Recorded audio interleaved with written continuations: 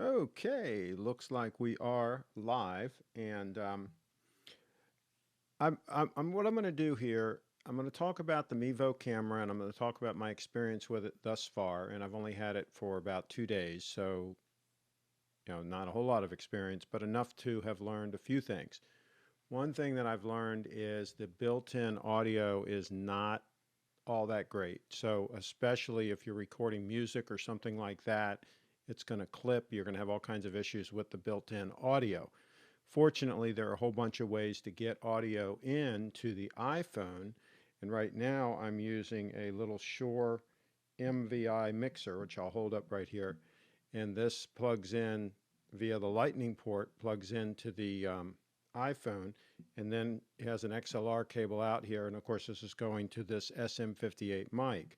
So we're able to get audio in via this SM58 mic. So that's one option to get audio in.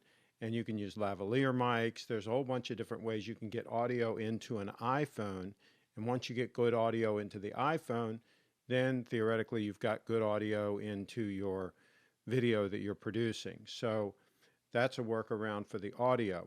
Now, um, I've also found that the camera does need good light. Right now we're in a medium to low light indoor light. We got two big windows over there bringing indirect light in, so that's natural light coming in. And I'd say it's about a medium light situation, which this is about the lowest light I would want to use this camera in. Because again, it has a relatively small sensor, so it's just like any camera with a small sensor, it's going to struggle with low light. I'm hoping they come out with a pro version that's maybe around $1,000 that has the 1-inch Sony sensor in it. I think that would go a long way to improving that issue. And now let me cut in just so we show you what this thing's all about. Okay, so just cut in tight. All I did was touched on my face to cut in. And this brings up another subject, is the auto face detection and the auto switching. I recommend, at least for now, not using any of that, because what happens is it tends to hunt, and it tends to, the shot that you've got on your face, for example, tends to like float around, and to me that's just distracting. Whereas right now, with all that turned off, you notice the shot is rock solid. Now if I just grab and drag this down to the microphone, I can in effect do a manual pan down to the microphone and just again do it manually, and now it's just going to sit on that mic until I move it. It's not going to hunt around. It's not going to have those issues. So um, I recommend, let me just resize this and drag it up to my face. I recommend doing all this manually for now. And now here comes a wish. Another wish I hope that they would do is, on the screen of the iPhone, you've got the 6 dots where you can click on to go to various shots.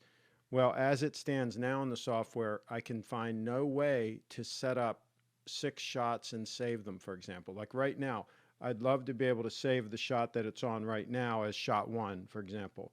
And then I'd love to be able to grab this and drag it down to the mic and then save that shot as shot number 2, and so on, and have like various shots in the can that I can then call on as I need to throughout the show. So it seems like to me that's an obvious thing that would be really cool to do. The way it is now, as far as I can tell, the only way you can get multiple shots when you click on those 6 dots is if you're using like the face detection and some of those features, the auto features and so on. Then you can set up various shots, but it kind of selects the shots and then you can have those as shots. It's a little bit complicated and a little bit kludgy, if you ask me.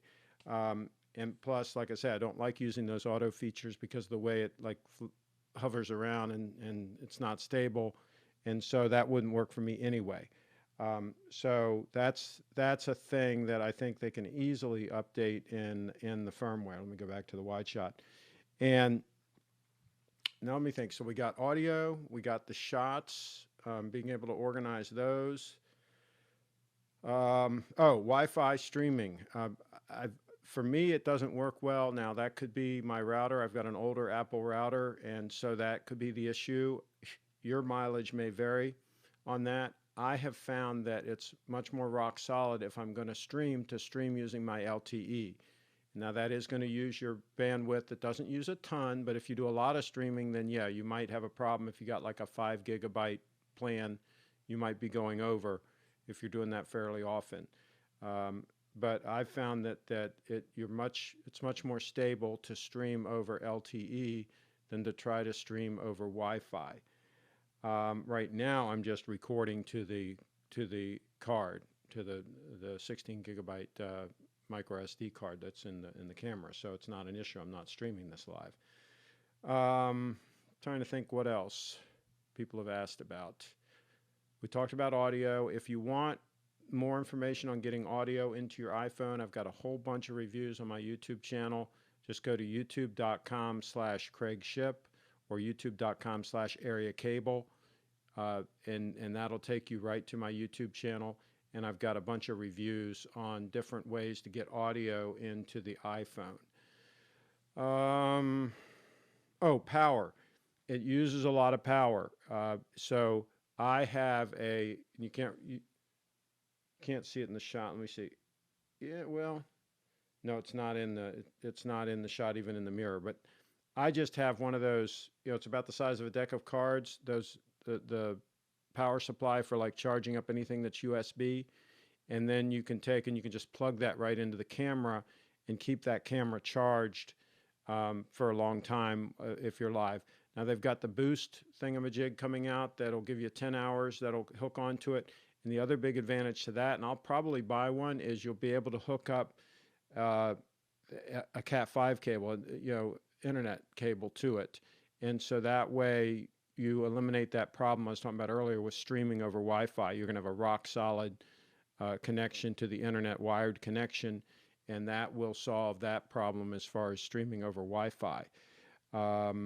So that's power. Oh, it does use a lot of power on the phone itself too. So again, you might want to plug the phone in, and I've got cables for the little charging thingamajig I just mentioned. I've got cables plugged into it for both charging the camera and charging the phone. So I can simultaneously charge my phone and the camera if I'm going to be going for any period of time where battery is going to be an issue.